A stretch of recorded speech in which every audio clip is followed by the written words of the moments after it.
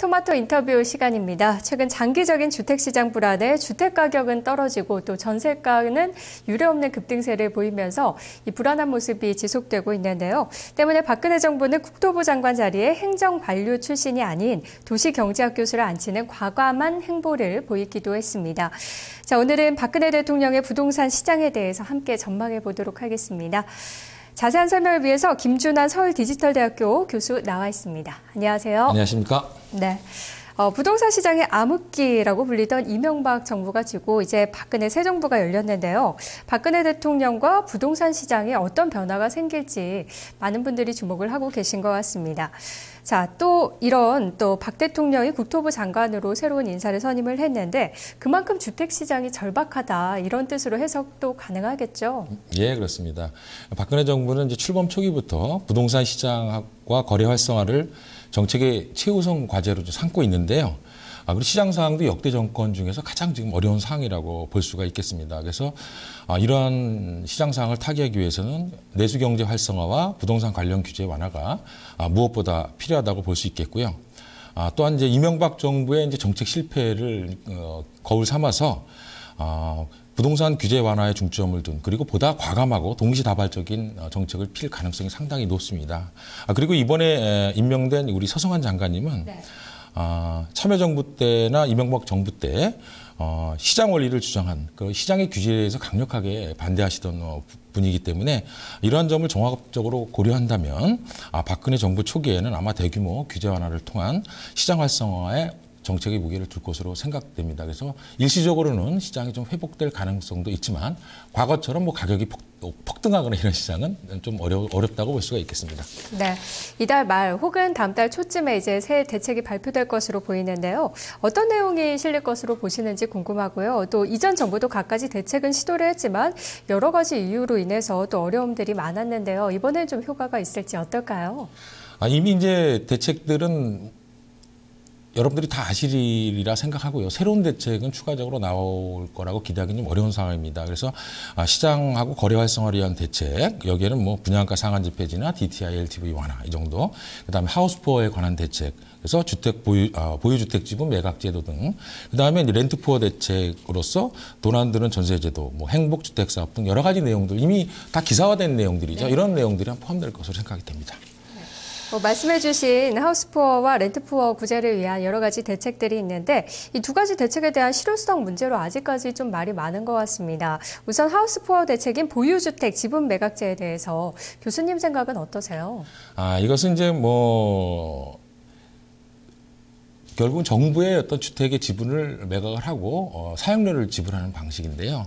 이런 경우 이제 대규모 공적 자금이 필요한데 재원 조달을 첫째 어떻게 할 것인가라는 부분이 문제가 되고요. 네. 자칫 주택 가격이 추가적으로 하락할 경우에 이 모든 손실분을 이제 정부가 책임져야 되는 부분이 이제 가장 문제가 되지 않을까 생각하기 때문에 이 부분에서 봤을 때 이 대책이 실제로 실행되기까지는 많은 시간이 걸리지 않을까 이렇게 생각이 됩니다. 네, 또 렌트푸어 대책으로 나오는 목돈 안 드는 전세 제도 이와 관련해서도 너무 이상향적인 방법이 아니냐라는 논란이 있는데요. 이 부분은 어떻게 평가하세요? 그러니까 목돈 안 드는 전세 제도는 쉽게 얘기하면은요. 집주인이 이제 보증을 쓰고 세입자들이 은행에서 대출을 받아서 전세값을 내는 건데 이제 초기에 이제 전세 자금이 필요한 실혼부부 이런 분들은 좀 도움이 되겠죠. 그래서 금리를 따져보면 30% 내외 정도로 이제 약간 이익을 볼 수 있겠는데 기존의 집주인이나 세입자 입장에서는 사실 크게 만족할 만한 대책이 아니라고 봅니다. 먼저 이제 집주인 입장에서 보면은 부족한 예를 들어서 전세값을 올리면서 세입자들이 돈을 못 낼 경우 그냥 월세로 그 금액만큼 월세로 전환하는 것이 오히려 더 수익률이 높거든요. 네. 그리고 또 하나는 보증을 서야 돼요. 그래서 세입자들이 돈을 안 갚으면 집주인이 책임을 져야 되는. 그래서 어느 집주인이 자기가 보증 서서 이렇게 대출을 받게 하느냐라는 부분이고요. 그다음에 이제 세입자 입장에서 보면은 자칫 전세 가격을 상승시킬 수 있는 어떤 계기가 될 수도 있다는 것이죠. 먼저 이제 한국의 전세 시장의 구조를 살펴보면 집주인 중심의 일방적인 시장입니다. 그래서 세입자는 집주인이 이제 전세 가격을 올리면 가격을 올려주거나 아니면 이사를 가거나 이 둘 중에 하나밖에 결정할 수가 없죠.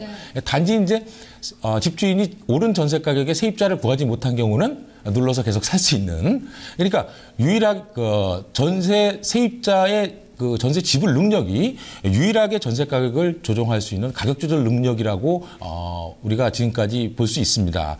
그렇다면은 이 제도는 결국은 세입자들이 추가적으로 대출을 받아서 전세 가격을 내는 이런 방법인데요. 결국 집주인이 전세 가격을 올리면 세입자는 절박할 수밖에 없고 내가 능력이 안 되는데 지금 정부에서 이런 제도를 통해서 능력이 안 되는 사람한테 더 대출을 해줄 수 있는 방법을 마련한 것이죠. 네. 그렇기 때문에 결국은 세입자들은 울며 겨자 먹기식으로 대출을 받을 수밖에 없는 상황입니다. 문제는 이러한 구조가 결국은 일부 집주인들이 오해를 하고 마구잡이식으로 이제 전세 가격을 올릴 경우에 전체적으로 전세 가격이 상승할 여지가 있다는 것이죠. 그러면 가뜩이나 지금 어려운 상황에서 전세 세입자들이 더 대출의 부담을 받고 더 생활이 어려워질 가능성이 상당히 높다고 볼 수가 있겠습니다. 실효성 측면에서도 약간 논란의 여지가 남아 있고 집주인이 악용할 경우에는 정말 좋지 않은 결과도 나올 수 있을 것 같은데요. 박근혜 정부의 부동산 시장 변수가 있다면 어떤 게 있을까요? 박근혜 정부의 이제 부동산 시장 관련 변수는 전문가들마다 굉장히 차이가 많습니다. 근데 제 개인적으로 봤을 때 이제 몇 가지 들 수가 있겠는데, 첫째는 전혀 회복 기미를 보이지 않고 있는 현 부동산 시장의 상황을 들 수가 있겠습니다. 앞으로 이제 박근혜 정부가 많은 부동산 규제하는 정책을 내놓을 것으로 생각이 되는데요. 과연 현재의 시장 상황이 이러한 정책 수단만으로서 회복이 가능할 것인가라는 점이 좀 의구심이 있습니다. 두 번째는 정책에 대한 국민적 저항인데요. 지금 박근혜 정부가 펼칠 대부분의 부동산 관련 정책들이 특정 계층의 이제 그 혜택이 집중될 소지가 상당히 높은데요. 결국은 그 대다수의 국민들이 이러한 부분에 대해서 굉장히 저항을 할 것이 분명한 사실입니다. 그렇게 봤을 때는 이런 저항을 어떻게 완화시키고 합의를 도출했냐는 그 문제가 생기고요. 마지막으로는 내수 경기 침체인데요. 현재 내수 경기는 크게 회복될 기미를 보이지 않고 있습니다. 돈 있는 분들은 불안해서 못 쓰고 없는 분들은 돈이 더 없어서 못 쓰고 이런 굉장히 악순환적인 구조를 갖고 있는데요. 마치 지금 이 모습이 일본의 부동산 버블 붕괴 후의 모습과 매우 유사하게 진행되고 있다는 점이 이제 문제가 됩니다. 네. 그래서 이러한 이제 시장 상황이 계속 진행된 경우에는 자칫 잘못하면 부동산 장기 침체까지 연결될 가능성이 상당히 높다는 점이죠. 예. 새 정부가 정책을 시행함에 있어서도 공감대 형성도 굉장히 중요하겠네요. 네.